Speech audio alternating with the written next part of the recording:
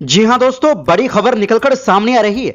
बाबरी मस्जिद निर्माण के लिए एक गुमनाम शख्स ने दिए 80 करोड़ रुपए। छप्पर फाड़कर हो रही नोटों की बारिश। हुमायूं कबीर के घर में पैसों की गिनती। बताएंगे क्या है पूरा मामला। अगली खबर में आपको बताएंगे वफादारी का सर्टिफिकेट नहीं चाहिए। वंदे मातरम पर फायर हो गए ओवैसी। बीजेपी सरकार को घेरा। बताएंगे क्या है उसका पूरा भाषण। साथ में आपको बताएंगे ट्रंप बोले भारत के कारण अमेरिकी किसानों को घाटा। सस्ता चावल का उठाया मुद्दा। एक्सेट्रा टैरिफ लगाने की तैयारी। तो बिना समय गवाए बात करते हैं खबरों की। दोस्तों, पश्चिम बंगाल और देश की सियासत में इस समय भरतपुर विधायक हुमायूं कबीर चर्चा का विषय बने हुए हैं। तृणमूल कांग्रेस से टीएमसी के निष्कासित विधायक हुमायूं कबीर ने मुर्शिदाबाद जिले के बेलडांगा में बाबरी मस्जिद के मॉडल पर आधारित एक नई मस्जिद का शिलान्यास 6 दिसंबर को किया। इस मस्जिद के शिलान्यास कार्यक्रम में देश भर से बड़ी संख्या में लोग पहुंचे हैं। इसी से जुड़ी एक वीडियो सोशल मीडिया पर तेजी से वायरल हो रही है। बताया जा रहा है कि मुर्शिदाबाद में बड़ी मात्रा में नकद धनराशि गिनने का वीडियो और तस्वीरें सामने आई है। ये तस्वीरें विधायक हुमायूं कबीर के घर का बताया जा रहा है। हुमायूं कबीर ने खुद फेसबुक पर लाइव आकर ये दिखाया कि बड़ी संख्या में नोटों से भरे ट्रंक घर में लाए जा रहे हैं और उनके आसपास बैठे लोग पैसों की गिनती कर रहे हैं। हुमायूं कबीर ने दावा किया है कि ये रकम बाबरी मस्जिद के पुनर्निर्माण के लिए लोगों जरिए दिए गए चंदे की है। विधायक हुमायूं कबीर ने नई मस्जिद के शिलान्यास का कार्यक्रम में उसी दिन तय किया था जिस दिन बाबरी मस्जिद को अयोध्या में शहीद कर दी गई थी। बाबरी मस्जिद की शहादत की 33वीं बरसी पर हुमायूं कबीर ने मुर्शिदाबाद जिले के रेजी नगर में उसी नाम से नई मस्जिद का शिलान्यास किया।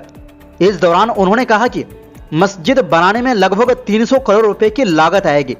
हालांकि उनका कहना है कि फंड को लेकर उन्हें कोई चिंता नहीं है क्योंकि एक गुमनाम शख्स ने अकेले 80 करोड़ रुपए का दान दिया है। कार्यक्रम के बाद इतवार यानी 7 दिसंबर की शाम से नकद चंदे की गिनती शुरू कर दी गई। बताया गया कि नोट गिनने के लिए एक मशीन भी मंगवाई गई, जबकि West Bengal Islamic Foundation of India पूरी प्रक्रिया की निगरानी कर रहा है। हुमायूं कबीर के मुताबिक अब तक 11 ट्रंकों में नकदी लाई गई है और लगभग 30 लोग गिनती में लगे हुए हैं। उन्होंने कहा कि सिर्फ QR कोड के जरिए ऑनलाइन 93 लाख रुपए का चंदा इकट्ठा किया गया है। आधी रात के बाद भी पैसों की गिनती जारी रही।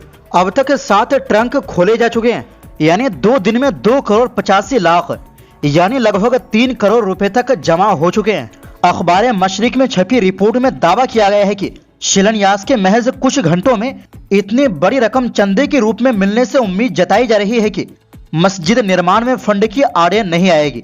आपको बता दें कि जहां एक तरफ इस मस्जिद को लेकर बहुत से मुसलमान खुश नजर आ रहे हैं, तो वहीं कई जानकार सवाल भी उठा रहे हैं कि इसके पीछे का मकसद कुछ अलग ही है, क्योंकि मस्जिद बनते हैं इबादत के लिए, न कि राजनीति के लिए। और मस्जिद शहीद हुआ है अयोध्या में, बंगाल में बनना यह क्या मतलब है? वैसे इस पर आप क्या कहेंगे, कमेंट बॉक्स में जरूर लिखें। वहीं दूसरी ओर दोस्तों, राष्ट्रीय गीत वंदे मातरम की 150वीं वर्षगांठ के मौके पर लोकसभा में एक खास चर्चा हुई।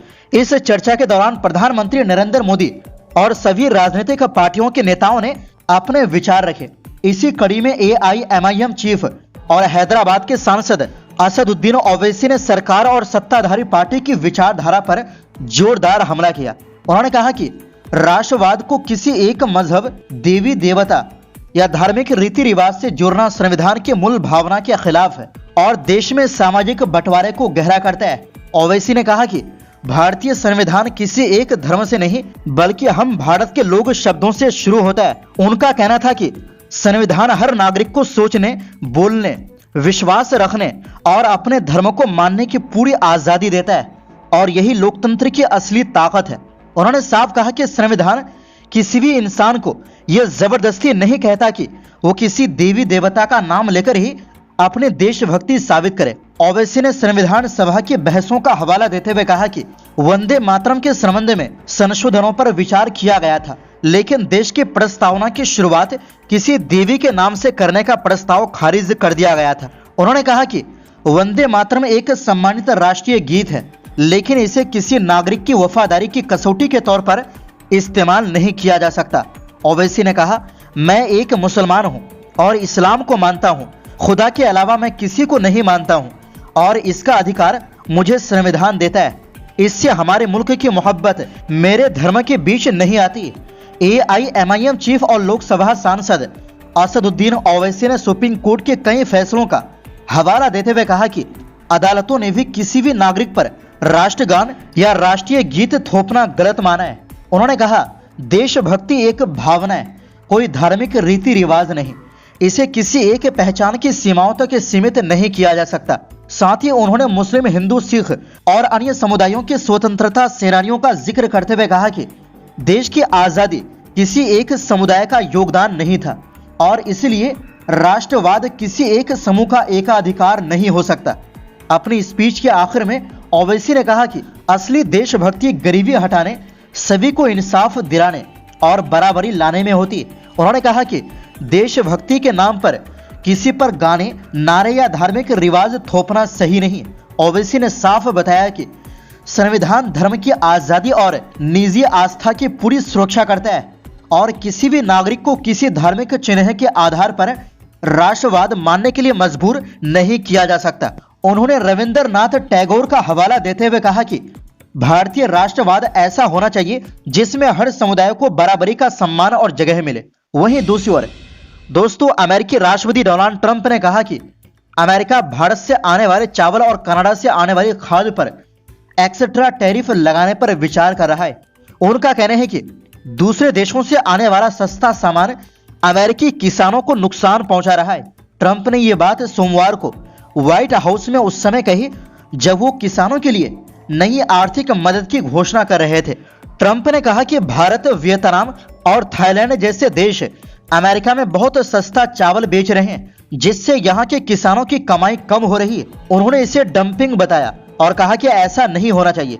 ट्रंप ने अपने वित्त मंत्री स्कॉट बेसेंट से पूछा कि क्या भारत को चावल के मामले में किसी तरह की छूट मिली हुई है।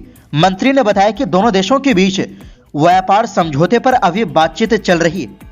ट्रंप ने यह भी कहा कि अगर जरूरत पड़ी तो अमेरिका कनाडा से आने वाले खाद्य पर भी कड़े टैरिफ लगा सकता है। उन्होंने कहा कि बहुत सी खाद्य कनाडा से आती है, अगर ये बहुत सस्ती हो गई तो हम उस पर सख्त टैरिफ लगा देंगे। दरअसल कनाडा अमेरिका को पोटाश खाद की सबसे ज्यादा सप्लाई करता है। अब तक इसे व्यापार समझौते की वजह से संरक्षण मिला हुआ है। अमेरिका में महंगाई और बढ़ती कीमतों की वजह से ट्रंप पर दबाव बढ़ रहा है। किसान भी बढ़ती लागत से परेशान है। अगर खाद पर नया टैरिफ लग गया तो उनकी मुश्किलें और बढ़ सकती है। अमेरिका ने हाल ही में पोटाश और फास्फेट को क्रिटिकल मिनरल्स की लिस्ट में शामिल किया था ताकि उनकी सप्लाई बनी रहे, लेकिन किसान अभी भी इसे लेकर परेशान है। दरअसल आपको बता दें कि डंपिंग का मतलब है जब कोई देश अपना सामान दूसरे देश में बहुत सस्ते दाम पर बेचता है, इतने सस्ते कि वहां के लोकल कंपनियां और किसान मुकाबला नहीं कर पाते। इससे बाजार विदेशी माल से भर जाता है और स्थानीय कारोबार को नुकसान होता है। अगर ट्रंप भारतीय चावल पर एक्स्ट्रा टैरिफ लगाते हैं तो अमेरिका में भारतीय चावल महंगा हो जाएगा। इससे खरीदारों पर असर पड़ेगा और भारत के चावल किसानों व निर्यातकों को भी नुकसान हो सकता है, क्योंकि महंगाई से अमेरिकी बाजार में मांग घट सकती है। तो दोस्तों फिलहाल के लिए इस रिपोर्ट में बस इतना ही। फिर मिलते हैं एक नई रिपोर्ट्स के साथ।